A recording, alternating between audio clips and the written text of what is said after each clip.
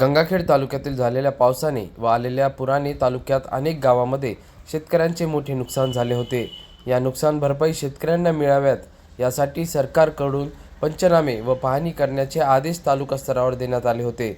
या दरम्यान तलाठ्यांनी कशा चुका केल्या आहेत याबाबत आमदार रत्नाकर गुट्टे यांनी नागपूर अधिवेशनात आपले प्रश्न मांडले आहेत।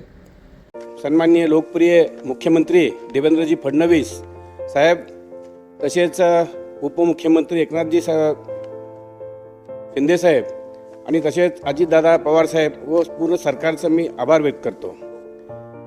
नियम 293 मांडण्यात आलेल्या व महत्त्वपूर्ण प्रस्तावावर बोलताना मी विशेष मराठवाड्यातील व माझ्या गंगाखेड मतदारसंघातील शेतकरी, कष्टकरी, महिला, विद्यार्थी आणि सर्वसामान्य नागरिकाच्या वतीनं माझी भूमिका मांडत आहे। अध्यक्ष महोदय, मराठवाडा हा कायमस्वरूपी दुष्काळ, पाणी टंचाई आणि आता अतिवृष्टी अशा तिहेरी संकटात सापडलेला प्रदेश आहे।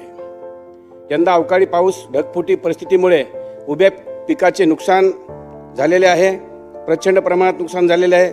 जमीन खरडून गेलेले आहेत, विहिरी गाळानं भरलेले आहेत, घराची पडझड झालेली आहे। अध्यक्ष महोदय, जनावरांचा मृत्यू झालेला आहे। अध्यक्ष महोदय, हे केवळ आकडे नाहीत तर शेतकऱ्याच्या आयुष्याचे उद्ध्वस्त वास्तव आहे।